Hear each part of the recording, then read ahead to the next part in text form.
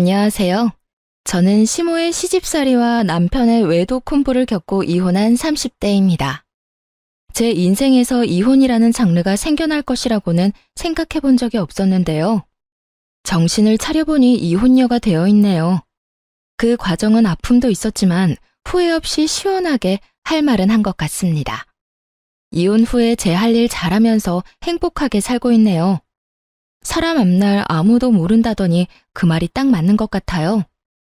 남편을 처음 만났을 땐 제가 그 사람과 결혼을 하게 될 줄도 이혼을 할 거란 것도 몰랐으니까요. 남편과 처음 만난 곳은 제가 일을 하고 있던 가게였어요. 저는 작은 베이커리 가게에서 노하우를 배우며 일을 하고 있었어요. 남편은 그곳의 단골 손님이었어요. 하루가 멀다고 가게에 오는 남편과 자연스럽게 얼굴을 익히게 되었고 반갑게 인사 정도 나누게 되었죠. 그러다 제가 개업을 하며 가게를 그만두게 되었어요. 더 이상 그 사람을 보지 못하겠구나 했는데 어느 날부터 제가 개업한 가게로 찾아오기 시작했어요. 그런 그의 행동을 보며 어렴풋이 제게 관심이 있음을 느꼈어요. 얼마 후 남편이 고백을 했고 연애와 결혼으로 이어졌어요. 결혼을 준비할 당시 남편은 누구나 들으면 알만한 대기업을 다니고 있었는데 시모는 그 아들을 무척이나 자랑스러워했어요. 그리고 대기업에 다니고 있는 잘난 아들과 작은 가게를 하는 제가 어울리지 않는다고 생각하는 것 같았어요. 매출부터 가게 평수 등 여러 가지를 자세히 묻고 난 후 굳어버린 표정을 보는데 모를래야 모를 수가 없었죠. 그런 상황을 겪고 나니 그 사람을 사랑하지만 결혼을 하는 것이 맞는지 고민이 되기 시작했어요.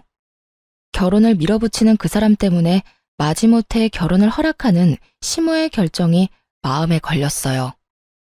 있잖아, 이 결혼 생각 좀 더 해봐야 할 것 같아. 뭐? 왜?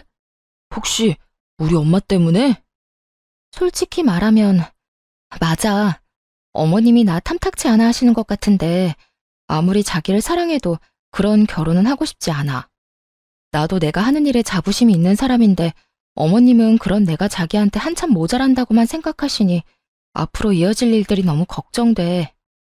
아니야, 자기야.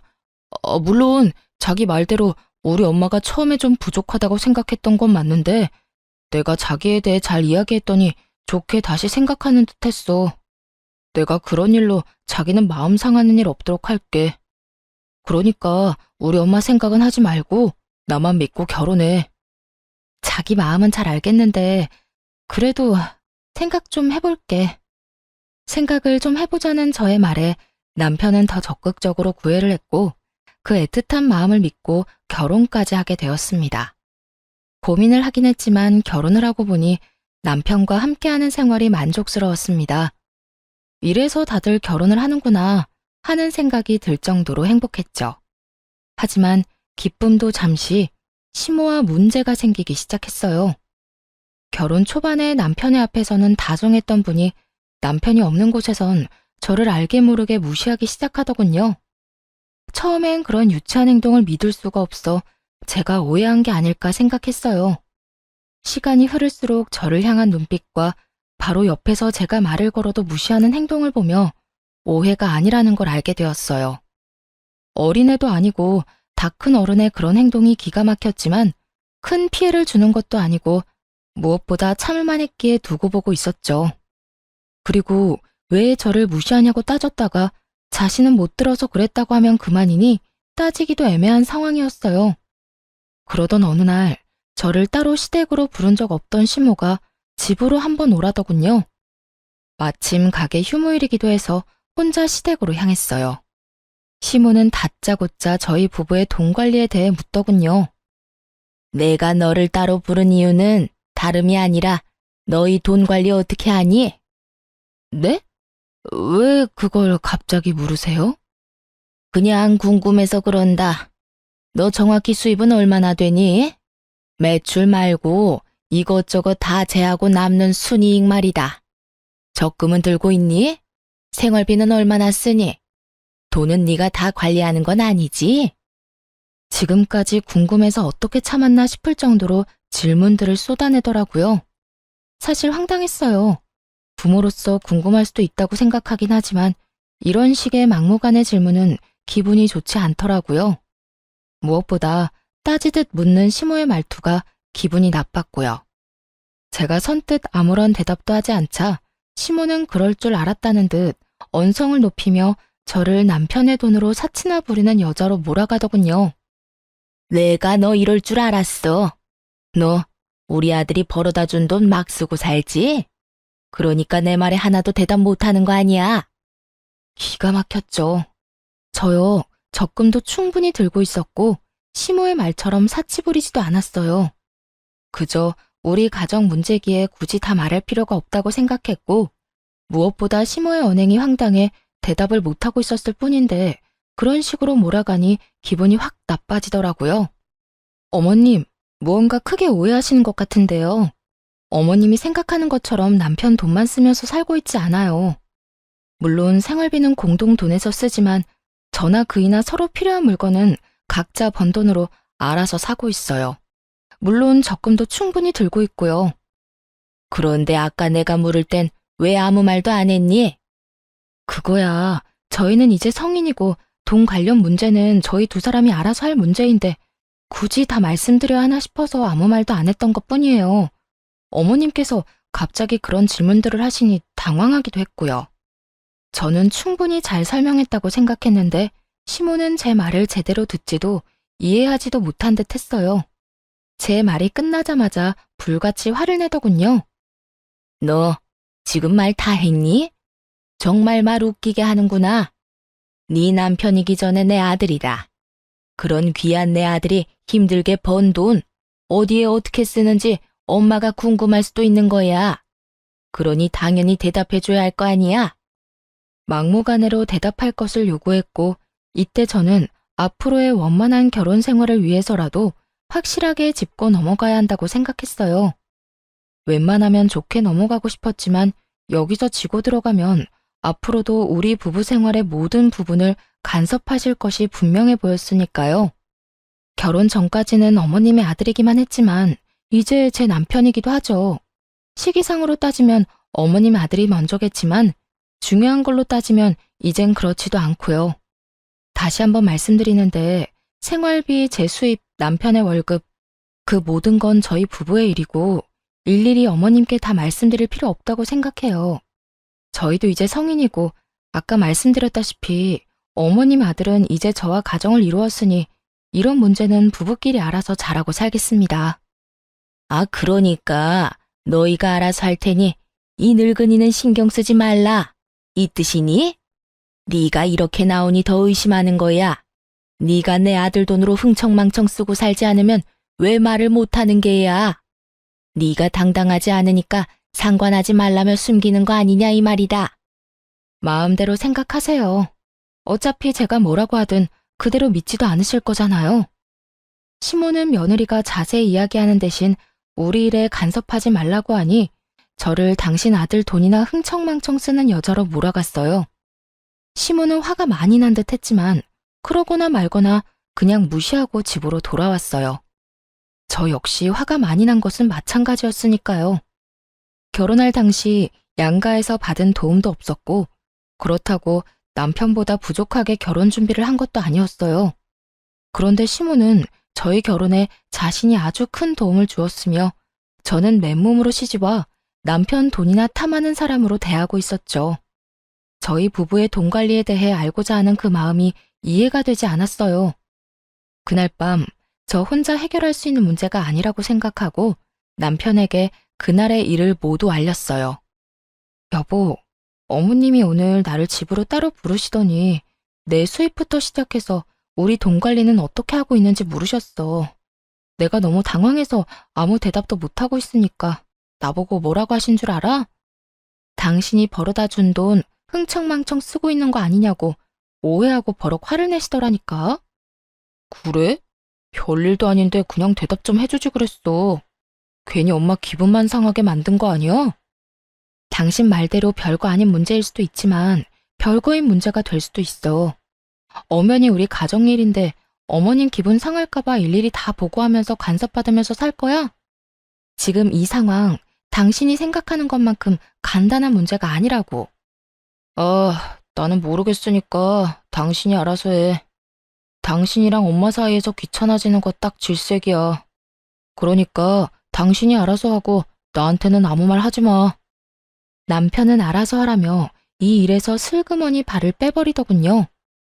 해결은 못해줄 망정 피하려고만 하는 남편을 보며 자신이 당해보지 않아 저런 식으로 행동할 수도 있겠다 싶었어요. 그래서 친정엄마께는 죄송하지만 모든 사실을 알려드리며 도움을 청했어요. 며칠 뒤 엄마는 저녁 식사를 하자며 저희를 부르셨죠. 그리곤 준비하신 말을 꺼내놓으셨어요. 저기, 우리 사위는 연봉이 얼마나 되나? 뭐 대기업 연봉이 높으니 우리 딸 굶기지는 않을 만큼 버는 건 알긴 하지만 요즘 워낙 경기가 좋지 않아 내가 걱정이야. 희망퇴직 이런 거 하라고는 안 해? 그리고 혹시 돈 관리는 누가 하는지도 물어봐도 될까? 아니, 혹시 우리 딸이 생활비 눈치 보고 사는 건 아닌가 걱정이 돼서 말이야. 엄마는 시모가 내게 그랬던 것처럼 돈에 관한 질문을 했어요. 남편은 그런 엄마의 끝없는 물음에 크게 당황하는가 싶더니 주섬주섬 대답을 하더군요. 그렇게 불편한 저녁 식사 시간이 끝나고 남편은 그런 간섭이 상대방에게 얼마나 무례하고 곤란한 일인지 뒤늦게 깨달은 듯 했어요. 집으로 돌아오자마자 시모에게 전화를 걸었으니까요. 엄마, 앞으로 집사람한테 생활비 수입같이 돈 관련 이야기는 묻지 마. 갑자기 그 이야기는 왜 꺼내? 무슨 일이 있었니? 왜 이러긴. 진작 말해야지 했는데 오늘에서야 이야기하는 것뿐이야. 엄마는 그저 궁금해서 물어봤을지 몰라도 듣는 사람은 얼마나 기분 나쁘고 곤란하겠어? 그냥 궁금해서 그랬지. 우리 아들이 얼마나 버는지, 우리 며느리 가게는 어떤지 하고.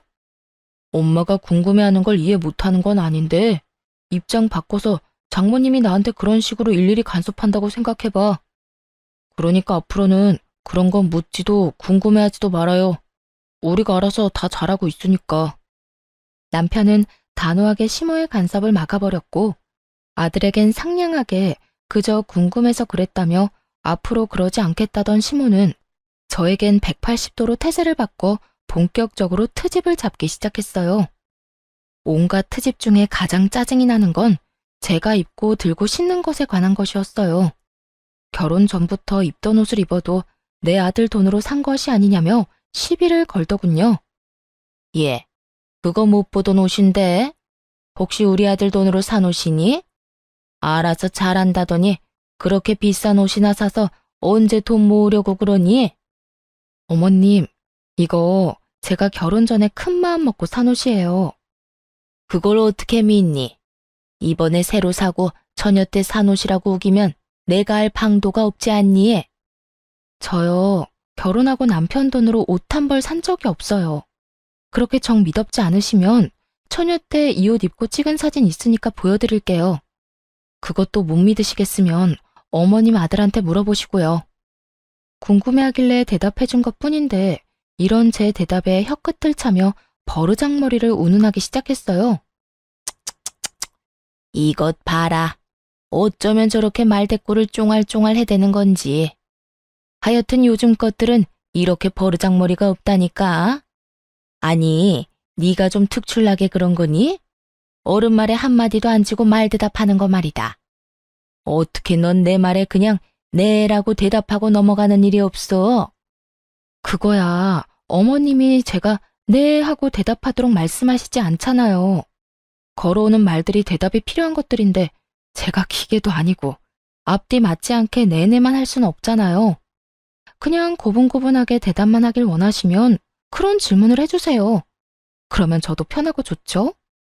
이후에도 시모는 저를 괴롭히고 싶어 안달이 난 사람처럼 행동했고 저 역시 피하지 않고 맞섰죠. 제가 아무리 할 말은 참지 않고 한다고 한들 기분이 나쁘고 정신적으로 많이 피곤하더라고요. 그래서 전 자연스럽게 시모의 연락을 피하게 되었죠. 그러던 사이 오래 기다렸던 남편의 진급이 결정되었어요. 그 소식을 들은 시모가 가게로 찾아와 잘난 아들 유세를 하기 시작하더군요. 너 소식 들었지? 우리 아들이 이렇게나 대단하다. 이게 다 내가 똑똑한 아들 떡하니 낳아서 뒷바라지를 워낙 똑소리 나게 잘했기 때문 아니겠니? 넌 우리 아들한테도 잘해야겠지만 나한테도 잘해야 한다. 나 아니었음 네가 어딜 가서 저런 남편 만났겠니? 시모는 남편의 진급이 모두 자신의 덕이라며 듣고 싶지 않은 본인 자랑, 아들 자랑을 한참 늘어놓더군요. 그리고 시모의 입에서 기가 막힌 이야기가 흘러나오기 시작했어요. 그래서 하는 말인데 앞으로 너희 생활비 빼고는 나한테 다 주거라. 진급도 했으니 연봉도 올라갈 텐데 그 돈을 너희가 관리해서 제대로 모으기나 하겠니? 내가 내 용돈 조금 빼고 다 모아줄 테니 당장 다음 달부터 그렇게 해. 용돈만 좀 달라고 해도 시모 하는 꼴이 기가 막혀주기 싫은데 아예 생활비를 빼고 나머지 돈을 당당하게 내놓으라니요. 너무 당당하게 저딴 말을 하는 모습을 보니 황당하더라고요. 이 일을 남편에게 말해봤자 소용이 없겠다는 생각이 들었어요. 말해봤자 뭐 하겠어요. 작은 문제도 귀찮다고 저에게 다 미루는 사람인데 이번 상황이라고 뭐가 다를까 싶었으니까요. 빠르게 머릿속이 정리되어 갔고 이 상황을 제가 해결하기로 했죠. 그러니까 어머님 말씀은 제가 돈 관리를 똑바로 못할까봐 돈을 맡기라는 뜻이네요. 그래, 그거지. 이제야 네가 말이 좀 통하는구나. 그런 문제라면 친정에 맡길게요. 아시겠지만 저희 부모님 두 분 다 오랫동안 은행에 계시다가 퇴직하셔서 자산 관리는 전문가 뺨치게 잘하세요. 투자 쪽도 꽤 잘 아시고요. 당장 다음 달, 아니, 당장 이번 달부터 친정에 다 맡겨야겠어요. 이런 생각은 하지도 못했는데 감사해요. 저는 밝게 웃으며 시모에게 감사 인사까지 전했고 이런 제 말에 노발대발하기 시작했습니다. 너 지금 그 말 진심이니? 당연히 너희가 번 돈은 시댁에 맡겨야지. 그걸 왜 친정에 맡기는 게야? 시댁이랑 친정이 같아? 넌 출가했으니 이제 우리 집 사람이다. 같은 부모님인데 뭐가 다른가요? 저도 저희 집에선 하나뿐인 귀한 자식인데요. 설마 친정에서 저희 돈이라도 떼먹을까봐 그러세요? 걱정 마세요. 절대 그런 일은 없어요. 그게 무슨 말 같지도 않은 소리니? 같다니 뭐가 같단 말이야. 너는 우리 집에 시집 왔으니 이제 네 친정과는 끝난 인연인 거야. 그리고 내 아들 돈을 왜 엄한 집에다 맡겨? 내 아들 돈은 내 돈과 다름이 없다. 그런 내 돈을 왜 사돈댁에 맡긴다는 말이야? 어머님 말이야말로 헛소리를 하시네요. 결혼하기 전이야 어머님 아들이니 아들 돈을 마음대로 관리했을지 몰라도 이젠 저랑 결혼했으니 더는 어머님 돈이 아니라고요. 전 그대로 시모를 가게에서 내쫓아버렸고 그날 저녁 집에 화가 잔뜩 난 남편이 저를 기다리고 있더군요. 당신 어떻게 그럴 수가 있어? 아무리 엄마랑 사이가 좋지 않다고 해도 그렇지. 용돈 좀 받아보겠다고 거기까지 찾아간 시어머니를 그렇게 매정하게 쫓아낼 수가 있어? 그러니까 당신 말은 내가 고작 용돈 좀 달라고 찾아온 어머님을 용돈 주기 싫어서 가게에서 내쫓았다 이 말이야? 그래. 우리 엄마가 아까 울면서 전화해서 다 말했어. 당신이 친정에 용돈 줘야 해서 우리 엄마한테 줄 돈은 없다고 했다며? 나 진급도 했고 연봉도 올랐는데 용돈 좀 드리면 어디가 덧나? 말을 들어보니 낮에 그 일이 있고 난 후 남편에게 전화를 걸어 울고불고 하며 없는 말을 지어내 저와 남편의 사이를 이간질했더군요. 아무것도 모르고 당하기만 하던 신혼 때와는 달리 이런 상황을 대비해 미리 가게 CCTV 영상을 복사해온 상태였고 녹화된 영상을 보여주며 사실은 시모가 남편에게 한 말과 아주 많이 달랐음을 증명해 보였죠. 이제 알겠어? 어머님이 당신한테 거짓말한 거야. 용돈 조금 달라고 가게까지 찾아올 뿐이야? 생활비만 빼고 돈 다 내놓으라고 하시더라. 남편은 영상을 보고 시모에게 전해 들은 말과 다르니 처음엔 당황하는 듯 하더라고요. 하지만 그것도 잠시 천연덕스럽게 시모의 편을 들기 시작했어요. 들어보니 우리 엄마 말이 틀린 말도 아니네. 뭘 그렇게까지 싸웠어? 그냥 엄마가 하자는 대로 하면 안 돼? 우리 엄마가 우리 편하게 돈도 관리해주고 알아서 투자도 해준다잖아. 우리한테 나쁜 일도 아닌데 왜 이 난리인지 모르겠다 정말. 정말 모르겠는 사람이 누군데 아무렇지 않게 말하는지 이해가 되지 않았어요. 시모가 투자 전문가도 아니고 시모에게 돈을 맡기는 것을 왜 이리도 당연하게 생각하는 것인지 여러분께서는 이해가 되시나요? 제 머리로는 도무지 이해가 되지 않았지만 남편과 시모의 말도 안 되는 논리에 따라주기로 했죠. 아, 그래? 그러면 당신 월급은 어머님한테 맡겨. 내가 번 돈은 우리 엄마한테 맡길 테니까. 그러면 공평하지? 뭐라고? 당신이 번 돈을? 그래. 당신은 당신 엄마한테 월급 맡겨. 난 내 수익 우리 엄마한테 맡길 테니까. 왜 진작 이 생각을 못했나 모르겠네. 큰 소리 날 것도 없이 각자 번 돈은 각자 부모님께 맡기면 깔끔한 일이잖아. 앞으로 이렇게 하자. 그러면 됐지? 제 말이 끝나자 남편은 그건 절대 안 된다며 난색을 보이더라고요. 당시 제가 운영하는 가게의 레터링 케이크와 수제 쿠키가 인기를 얻어 주문이 밀린 만큼 바빠졌고 자연스럽게 매출이 많이 올라 저의 수익이 남편의 월급을 넘기는 달이 많아지고 있었기 때문이었죠. 자신이 버는 돈을 시댁에 맡기는 것은 괜찮지만 나날이 늘어가는 제 수익을 친정에 맡기는 것은 싫었던 것이었어요. 당황한 남편은 속사포 랩을 하며 생각해보니 제 말이 다 맞는다며 변명을 하기 시작했어요. 그건 안 돼. 그게 얼만데 그걸 남을 맡겨? 남? 지금 우리 부모님을 남이라고 한 거야? 아니, 그게 아니라 생각해보니 당신 말이 다 맞는 것 같다고. 우리가 어린애도 아니고 우리 돈은 우리가 관리해야지. 지금처럼 돈 관리는 우리가 하자. 원래처럼 말이야. 우리 엄마한텐 내가 이야기할 테니까 당신도 방금 말은 없던 걸로 하기다. 알겠지? 남편의 말을 듣고 있는데 어이가 없어 말문이 막혔어요. 그렇게 아무 대답도 하지 않고 남편을 빤히 보고 있는데 남편 휴대폰에 문자 알림음이 울리더군요. 남편은 놀라며 휴대전화를 확인했고 그의 안경 렌즈에 반사된 문자 내용을 언뜻 보게 되었어요. 상호는 보지 못했지만 20만 원이 넘는 금액을 쓴 카드 승인 문자였어요.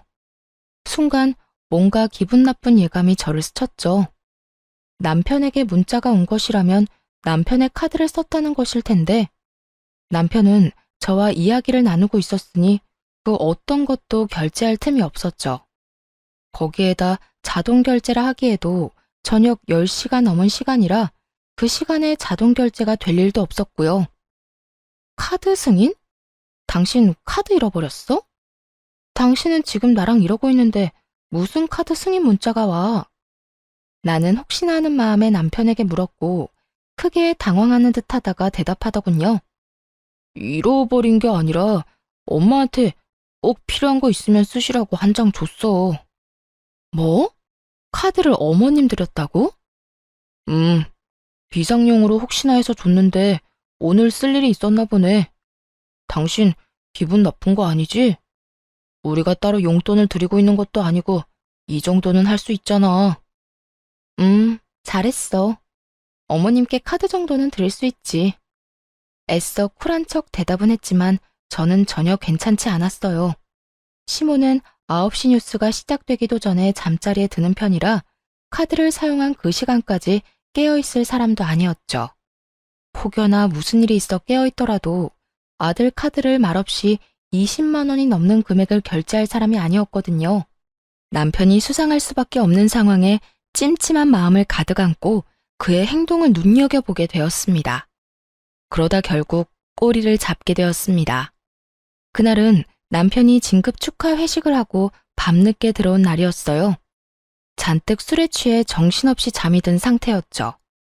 일단 전 잠든 남편을 살피며 조심스레 휴대전화를 살펴보았습니다. 딱히 수상한 점은 발견할 수 없었어요. 주차장으로 내려와 남편의 차 블랙박스를 살펴보게 되었습니다. 그곳에서 믿을 수 없는 영상을 발견하게 되었습니다. 얼마나 철두철미한지 이전 영상은 다 삭제되어 있었는데 딱 그날 집으로 돌아오는 차 안 상황만 남아있더라고요. 회식 마친 남편은 상간녀와 함께 대리를 불러 차를 타고 온 듯 했어요. 술에 너무 취해 지우는 것을 깜빡해 남아버린 외도의 증거가 적나라하게 드러나 있었죠. 자기야, 오늘 너무 많이 마신 거 아니야? 진급해서 기분 좋아 마시는 술은 아닌 것 같던데. 요즘 집사람 때문에 스트레스 받아서 그래. 무슨 여자가 한마디 지는 법이 없어. 우리 엄마한테도 또박또박 말대답이나 하고 말이야. 내가 요즘 두 사람 그 사이에서 아주 피곤해. 그것만큼 남자 피곤하게 만드는 일이 또 없지. 그래서 난 우리 남편이 뭐라고 하면 그냥 대답만 하고 무시해버려. 말 길게 해봤자 좋은 게 하나 없더라고. 자기는 어쩌면 이렇게 현명해? 어디 현명하기만 해? 능력도 좋아서 이번에 나 진급까지 딱 시켜주는 거 봐. 나 사실 이번엔 기대도 안 하고 있었는데 자기 덕에 진급도 했잖아. 자기야, 정말 고마워. 내가 앞으로 더 잘할게. 남편은 술에 취해 건들대면서도 상간녀를 바라보는 눈빛만은 꿀이 뚝뚝 흘러내릴 것 같더군요. 상간녀 역시 그런 남편을 웃으며 바라보았고요. 으이구, 그러다 이혼하고 나하고 살겠다고 그러겠다. 혹시나 해서 또 이야기하지만 난 이혼할 생각 전혀 없어. 그러니까 자기도 이혼 생각은 하지도 마. 걱정하지도 마세요. 나도 이혼할 생각은 없고 혹시나 이혼하더라도 자기한테 같이 살아달라고 떼쓰지 않을 테니까. 그냥 지금처럼 내 곁에만 있어줘도 난 만족해. 그래, 우리 지금처럼 서로 즐기면서 잘 지내자. 그게 현명한 거야. 나중에 들어보니 상간녀는 같은 회사에 다니는 직장 상사였어요. 나이도 남편보다 5살 많더라고요. 그렇게 자랑스러워하던 진급도 상간녀가 힘써준 덕분이었어요. 상간녀도 유부녀로 두 사람은 이혼 생각은 전혀 없이 그저 그 관계를 유지하며 즐기는 사이였어요. 영상을 보는데 큰 벽돌이 뒤통수를 내리 찍는 것 같은 충격이 느껴졌습니다. 남편을 의심하며 지내는 며칠 동안 어쩌면 외도라는 최악의 상황을 각오하긴 했지만 그 장면을 제 두 눈으로 보고 듣는 것은 예상보다 더 충격적이었어요. 그때까지만 해도 남편에 대한 사랑하는 마음이 남아있었기에 배신감에 손이 떨리고 하염없이 눈물이 흐르기 시작했습니다. 남편의 외도 사실을 알게 된 저는 이혼을 결심하게 되었고 우리가 함께했던 신혼집에서의 제 짐도 정리하기 시작했습니다. 두 사람을 한 번에 묶어서 보내버릴 그날을 준비했습니다.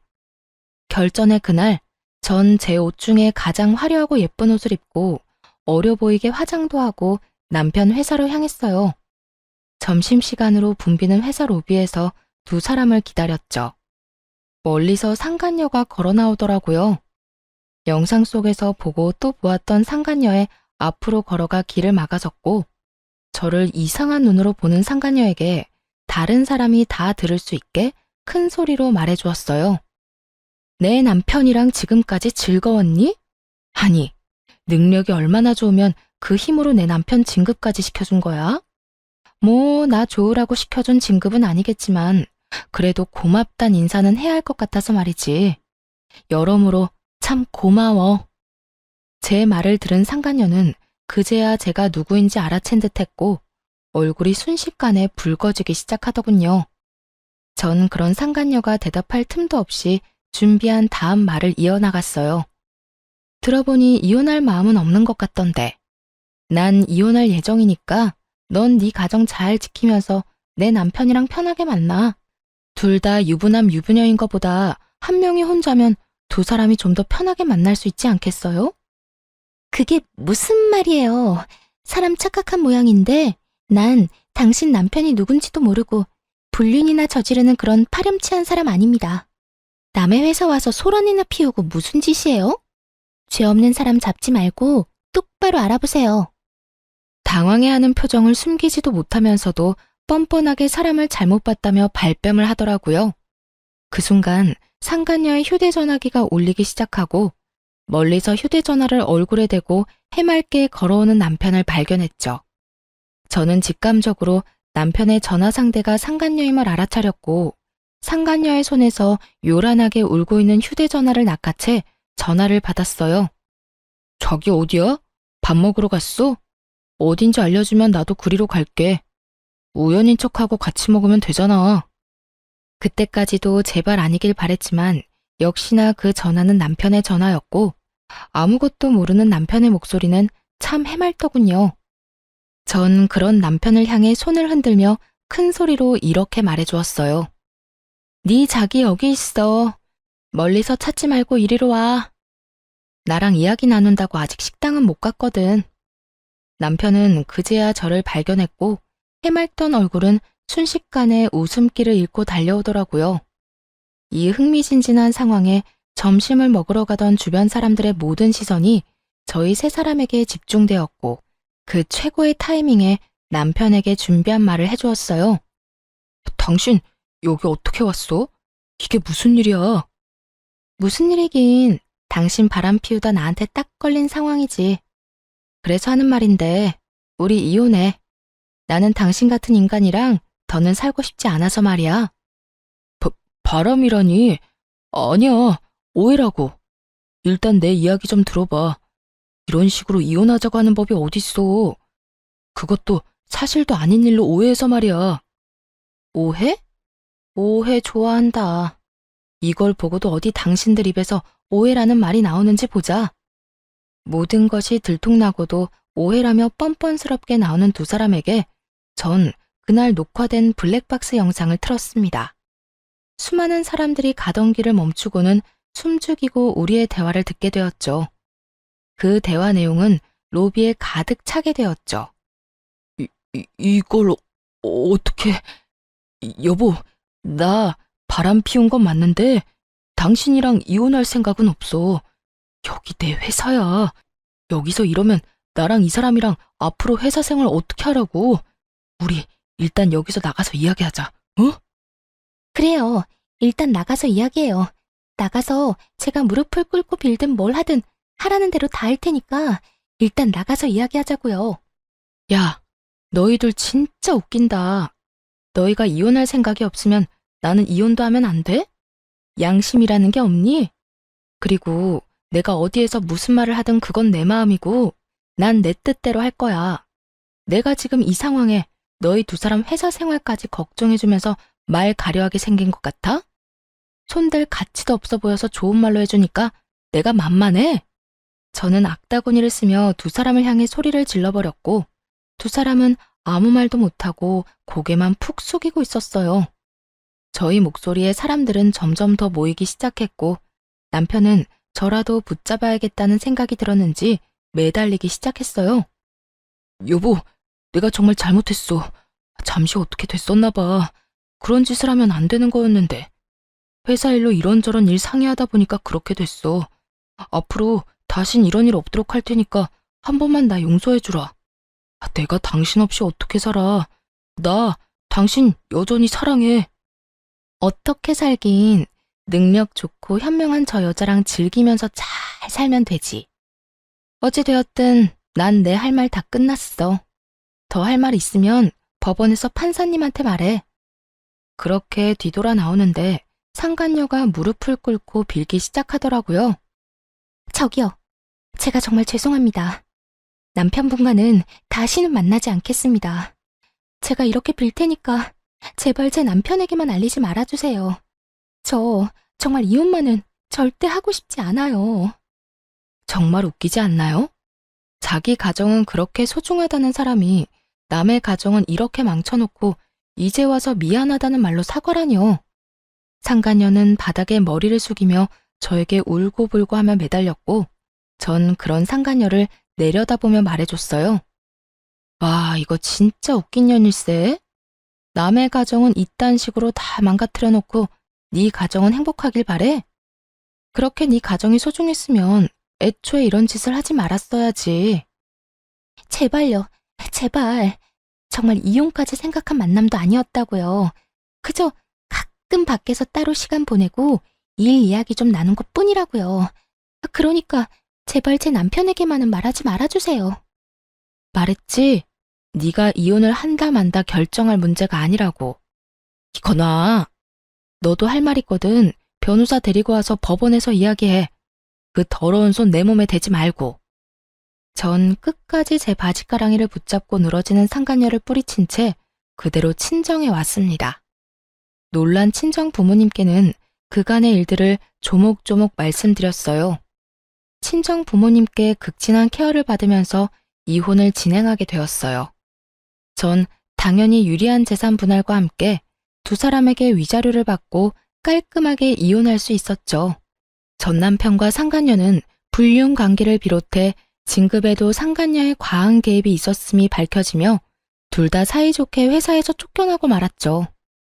제가 집으로 보내버린 소장을 상간녀의 남편이 발견하게 되며 상간녀 역시 외도 사실이 드러나 이혼을 당했다고 하더군요. 그리하여 전 남편 역시 상간녀 남편에게 위자료를 주게 되었고 그렇게 두 사람은 이혼을 하며 두 번의 위자료를 주느라 거지가 되었다고 합니다. 그렇게 그 지독한 인연도 끝이라고 생각했는데 전 시모가 가게로 찾아왔더라고요. 급한 일이 있는데 전 남편이 연락이 안 된다고 말이죠. 너는 왜 전화를 안 받니? 여긴 무슨 일이세요? 내 말 안 들리니? 왜 전화 안 받았냐고 내가 물었지 않니?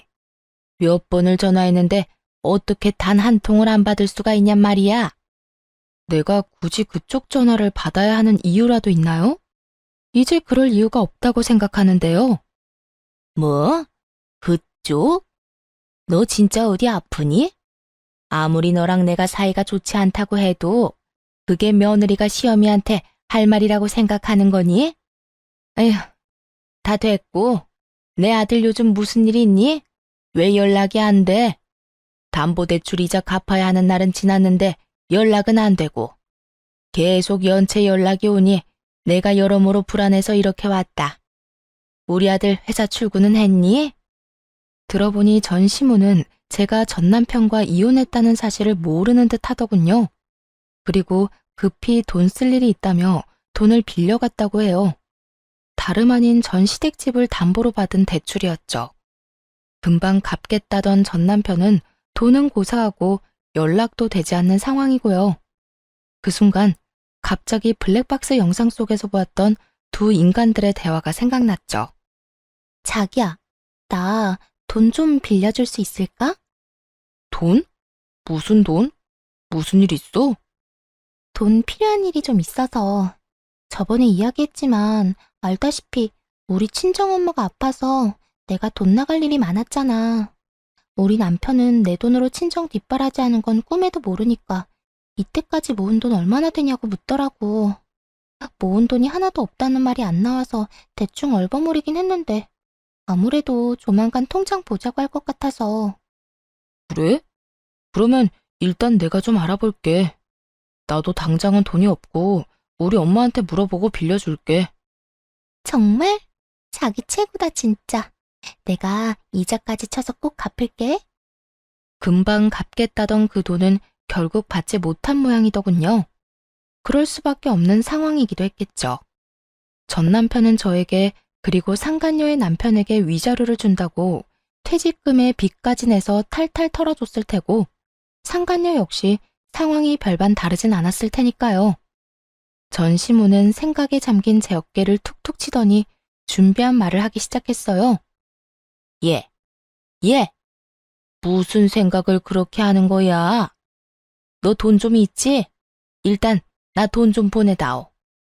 일단 연체된 돈부터 빨리 넣어줘야지. 하루가 멀다고 연락이 오는데 사람 피 말라 죽을 지경이다. 아무것도 모르는 전 시모는 아주 당당하게 당신 아들이 빌려간 돈을 제게 달라고 했어요. 그렇게 대단한 아들을 둔 전 시모를 한껏 비웃어주며 그간의 모든 일을 하나도 빠짐없이 알려주었습니다. 그걸 왜 나한테 달라고 그래요? 나 그쪽 아들이랑 이혼했어요. 저 그쪽 며느리 아니에요. 이혼한 지 넉 달이 넘어가는데 그걸 아직도 몰랐단 말이에요? 뭐? 이혼? 너희가 왜 이혼을 해? 왜 이혼하기는요. 그쪽 그 잘난 아들이 회사에서 유부녀랑 바람이 났지 뭐예요. 대기업 그렇게 노래를 하더니 결국 대기업 다니는 여자 만났으니 아줌마한테는 좋은 일이겠네요. 너 무슨 말을 그렇게 하니? 그리고 아무리 이혼을 했다고 해도 한때는 시어머니였던 사람한테 그쪽 아줌마는 너무하지 않니? 네가 한 번을 안 지고 따박따박 따지고 드니까 내 아들이 바람이 나지. 내 아들 탓할 거 하나 없다. 다 네가 이렇게 되바라져서 그런 거야. 전시모는 이 와중에도 부끄러운 줄도 모르고 잘난 아들 감싸느라 정신이 없더군요. 그 눈물겨운 모성애 앞에 전 아직 말하지 않은 사실을 알려주었죠. 아, 그래요? 그러면 그런 걸로 치고 아줌마 대출 받았다고 했죠. 아마 그 대출금 못 갚아줄 거예요. 아줌마 아들 부정진급에 불륜까지 저질러서 회사에서 잘리고 이혼 위자료에 상간남 위자료까지 주느라 빚쟁이 됐을 거거든요. 그러니까 그 집 팔고 얼른 대출금부터 갚으세요. 아들 기다려봤자 연락 안 올 거라고요. 아, 그리고 아줌마한테 빌려간 그 돈 상간녀한테 빌려줬어요. 그 여자도 지금 빚쟁이 신세고요. 뭐야? 내 아들이 회사에 잘리고 빚쟁이가 됐다고? 그것도 모자란 내 돈을 그 여자한테 줬단 말이야? 네, 안타깝지만 다 사실이에요. 당장 아들한테 연락해서 물어보라고 하고 싶은데 보아하니 그 잘난 아들도 연락이 안 되는 것 같네요. 못 믿겠으면 회사에 연락해보든가요. 그럴 리가 없어. 똑똑한 우리 아들이 그런 멍청한 일을 할 리가 없잖아. 두 사람 증거 아직 제 휴대전화에 있는데 보여드려요? 그래야 조용히 내 가게에서 나간다고 하면 보여주고요. 화가 머리끝까지 난 전시무는 드라마에 나오는 회장님처럼 목덜미를 잡고 뒤로 넘어간 듯 하더니 저를 노려보며 가게에서 난동을 피우기 시작하더라고요. 뭐야? 인연이? 이게 다 너 때문이다. 내 아들이 하필 너 같은 거랑 결혼해서 그렇게 된 거야. 불쌍한 내 아들 가여워서 어쩌노. 내 아들뿐인 줄 알아? 한평생 살아온 내 집은 어떻게 할 거야? 그게 왜 내 탓이에요? 생사람 잡지 말고 당장 여기서 나가세요. 여기까지만 하고 나가면 내가 마지막으로 한 번은 참겠지만 지금 나가지 않으면 진짜 가만 안 있어요. 그렇게 마지막 기회를 줬지만 전 시모의 귀에는 들리지 않는 듯 했어요. 온갖 욕을 하며 제가 정성 들여 만든 쿠키와 케이크를 다 쓸어버리는가 싶더니 테이블과 의자까지 넘어뜨리더군요. 거기에다 예약을 받아 곱게 포장해 놓은 케이크까지 다 바닥으로 떨어뜨려 엉망이 되어 버렸고요. 독한 년, 네가 그렇게 지독하게 구니 우리 착한 아들이 기가 눌려서 오만 여자한테 눈길을 준 거 아니냐 이 말이다. 내 아들을 그 꼴로 만들어 놓고 넌 이렇게 잘 먹고 잘 살려고 했어? 그렇게는 못 두지. 내가 그 꼴을 보고만 있을 것 같아? 정신 좀 차리세요. 아줌마 아들이 바람을 피운 건 나 때문이 아니라 아줌마 아들이 그런 인간이라 일어난 일이에요. 회사에서 잘린 것도 빚쟁이가 된 것도 다 아줌마 아들 탓이고 다 아들을 그따위로 키운 아줌마 탓이라고요. 전 이렇게 고함을 질러주며 전 시무를 끌어다 가게 밖으로 내쫓아버렸고 경찰에 신고를 해버렸죠. 예전의 관계를 생각하며 전 시무의 만행을 그냥 넘길 만큼 마음이 너그러운 사람이 아니었어요.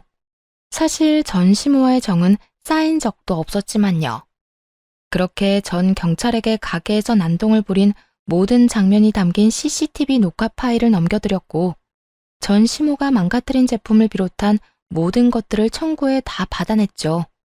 전 시무는 제가 그렇게까지 나올 것이라 생각하지 못했는지 저에게 전화가 와서 화를 내긴 했지만 그대로 차단해버렸습니다.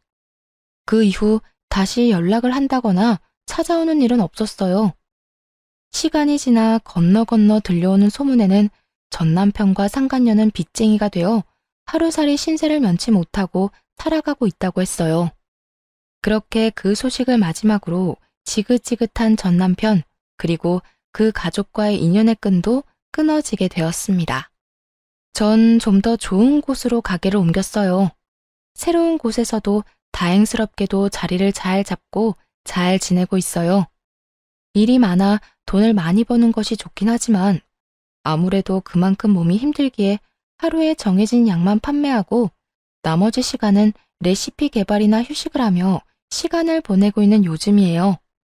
아직 누군가를 연애를 하거나 다시 결혼을 할 마음은 없어요. 아무래도 믿었던 사랑하는 사람의 배신이 가장 힘들었지만 전 시모에게 온갖 트집 잡히며 시달린 것도 큰 스트레스였거든요. 물론 모든 시어머님이 그런 것도 아니라는 것도 알고 모든 남편들이 그런 것이 아니란 걸 잘 알고 있습니다. 그럼에도 한동안은 남을 사랑하는 대신 저를 사랑하며 지내고 싶은 마음이 더 큰 상태랍니다. 이렇게 지내다 좋은 사람이 나타난다면 다시 새 출발할 생각이 들게 될까요? 지금은 저를 위한 이 생활이 너무나도 평온하고 너무나도 만족스럽네요. 이런 걸 행복하다고 하는 거겠죠?